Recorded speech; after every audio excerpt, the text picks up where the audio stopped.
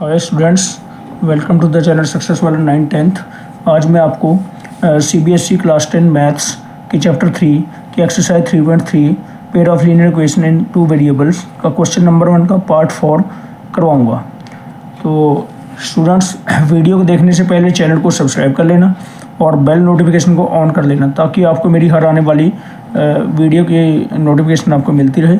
और वीडियो को एंड तक जरूर देखना ताकि आपको यूज़फुल नॉलेज मिल सके, और वीडियो को लाइक और शेयर भी कर देना। तो चलो शुरू करते हैं आज का वीडियो। तो आज का वीडियो है ये है हमारा एक्सरसाइज 3.3 क्वेश्चन नंबर 1 का पार्ट 4। इसमें क्या है, हमें दो इक्वेशंस दी गई हैं, पेयर ऑफ लीनियर इक्वेशन दिया गया है। तो इनको हमने क्या करना है कि एलिमिनेशन मेथड और सब्स्टिट्यूशन मेथड से सॉल्व करना है। तो चलो करते हैं, इसको स्टार्ट करते हैं। तो क्या है इक्वेशन हमारे पास दो इक्वेशन दी गई है। यहाँ बना लेते हैं हम। एक इक्वेशन हमें दी गई है x/2 + 2y/3, x/2 + 2y/3 + 2y/3 equal to -1 let it be equation number 1। मान लो ये इक्वेशन नंबर 1 है, ठीक है। तो दूसरी इक्वेशन हमें दी गई है x - y/3 equal to 3 and let it be equation number 2। मान लो ये इक्वेशन नंबर हमारी 2 है। तो चलिए करते हैं सोचो। अब देखो, ये हमारी स्टैंडर्ड फॉर्मेट में नहीं है, दोनों इक्वेशन हमारी स्टैंडर्ड फॉर्मेट में। तो स्टैंडर्ड फॉर्मेट इसको कर लेंगे, ठीक है। तो उसके लिए हम देख रहे हैं कि ये फ्रैक्शन में है। जब भी फ्रैक्शन में है तो एलसीएम लेके करो इसको। तो इनका एलसीएम ले लेंगे। 2 और 3 का एलसीएम आएगा हमारा 6 आ गया एलसीएम। तो 6 को 2 से डिवाइड किया 3 आया, 3 को x से मल्टीप्लाई किया 3x आ गया। क्योंकि एलसीएम को नीचे वाले से डिनोमिनेटर से डिवाइड करते हैं, जो आ जाता है डिवाइड करके उसको ऊपर वाले से मल्टीप्लाई करते हैं। प्लस इसी तरीके से 6 को 3 से डिवाइड किया, 3 2 6 2 आ गया। उस 2 को 2y से मल्टीप्लाई, 2 2 4y आ गया इज इक्वल टू 6 को -1 से मल्टीप्लाई तो -6 आ गया, और इस 6 को हम छोड़ देंगे।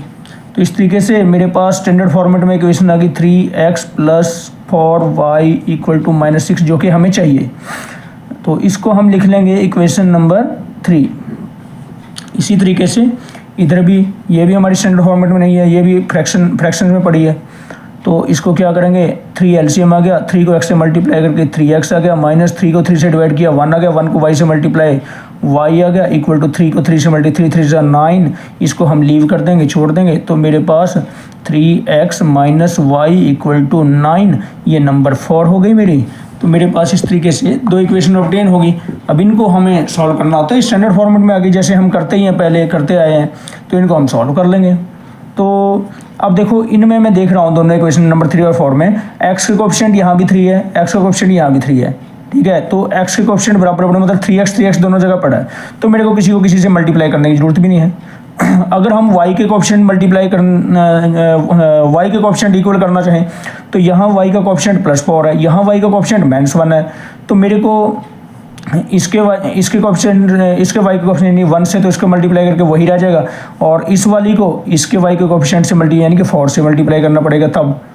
तो हमें कोई इतना करने की जरूरत, हमारे 3x बराबर पड़े हैं तो हमें y के बराबर करने की जरूरत है। तो वैसे बताया मैंने, बट हमारे 3x के ऑलरेडी बराबर पड़े हैं तो हमें जरूरत नहीं। तो ऊपर नीचे लिखेंगे, उनको सब्ट्रैक्ट करने पे आ जाएगा हमें। चलो लिखते हैं 3x + 4y equal to -6। This is my number 3, equation number 3। दूसरी है 3x - y equal to 9। This is my equation number 4, ठीक है। तो अब मैं देख रहा हूँ यहाँ के मेरे 3x बराबर पड़े हैं, ठीक है, और दोनों सेम साइन के, प्लस साइन के। तो सब्ट्रैक्शन करने पे लिखना पड़ेगा ऑन सब्ट्रैक्टिंग, क्योंकि सब्ट्रैक्ट करने से एक का साइन अपोजिट हो जाएगा, कट जाएंगे। ये प्लस का है, प्लस का 3x है तो माइनस का हो जाएगा। ये माइनस का y है तो प्लस का हो जाएगा। ये प्लस का 9 है तो माइनस का हो जाएगा। अब प्लस के 3x और माइनस के 3x दोनों कट गए, उतने प्लस के हों उतने माइनस के वो कट जाते हैं। प्लस के 4y प्लस के 1y प्लस के 5y आ गए इक्वल टू माइनस के 6 माइनस के 9 माइनस के 15 हो गए। तो यहाँ से मेरा y equal to -15 divided by 5, क्योंकि 5 यहाँ मल्टीप्लाई हो रहा है तो इधर लाएंगे तो ये डिवाइड में आ जाएगा, अपॉन में आ गया इसका। 5 3 = 15, तो मेरा y इक्वल टू -3 आ गया, ठीक है। तो तो ये y की वैल्यू मिल गई हमें -3। अब y की वैल्यू आप जिसमें मर्जी चाहो उसमें रख के और x की वैल्यू निकाल सकते हो। तो चलो इसको y की वैल्यू को हम नंबर 3 इक्वेशन में रखते हैं, रखने को हम फॉर्म में भी रख सकते हैं, ठीक है। तो क्या लिखेंगे, putting the value of y equal to -3 in equation number, कौन सी इक्वेशन में रख रहे हम, नंबर 3 में रख लेते हैं, ठीक है, इक्वेशन नंबर 3 में रख लेते हैं। तो चलो लिखते हैं नंबर 3 को, क्या है हमारी 3x plus 4y equal to -6। तो 3x प्लस 4, अब ये मल्टीप्लाइड बाय y की वैल्यू को ब्रैकेट के अंदर लिख लो, y की वैल्यू मेरी -3 है तो -3 लिख दूंगा y की जगह, इज इक्वल टू -6। तो ये मैंने y की वैल्यू पुट कर ली। अब 3x देखो प्लस को माइनस से मल्टीप्लाई, माइनस आ गया, 4 3 जा 12 हो गया, इज इक्वल टू -6। इस तरीके से 3x इज इक्वल टू, ये -6 तो मेरा ऑलरेडी वहीं पड़ा है, -12 को दूसरी साइड में ले जाऊंगा, +12, क्योंकि जिसकी वैल्यू निकालनी होती है वही यहाँ रहेगा। हमें x की वैल्यू निकाल तो 3x ही यहाँ रह गया, और अब ये 3 को भी मैं दूसरी साइड ले जाऊँगा, वैल्यू निकालने में ऐसा ही करते हैं, x को ही यहाँ रखूँगा, इस साइड में x ही रहेगा और 3 उधर अपॉन में चला जाएगा। तो ये क्या हो गया मेरा, प्लस के 12 माइनस के 6, ये प्लस के 6 आ गए, तो प्लस लगाने की जरूरत नहीं, अपने आप ही अंडरस्टूड होता है कि प्लस का है। तो x मेरा क्या आ जाएगा, अब ये 3 इसके साथ मल्टीप्लाई हो रहा है, इधर आके 6 के अपॉन में आ जाएगा, डिवाइड में आ जाएगा, 3 2 6, तो मेरा x इक्वल टू 2 आ गया। तो मेरा x इक्वल टू 2 आंसर आ गया और y इक्वल टू -3 आ गया, ठीक है। तो ये हमारी एलिमिनेशन मेथड से दोनों इक्वेशन हमारी सॉल्व हो गई। अब हम इन्हीं दोनों इक्वेशंस को, मतलब हम 3 और 4 को, इक्वेशन नंबर 3 और 4 को, इक्वेशन नंबर 3 और 4 को अब हम सब्स्टिट्यूशन मेथड से सॉल्व करेंगे। ये है हमारी ये 3x plus 4y equal to -6,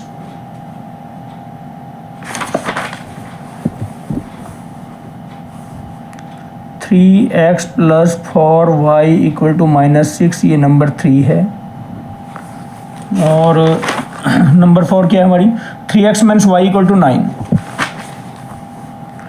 3x minus y equal to 9, ये नंबर 4 है, ठीक है।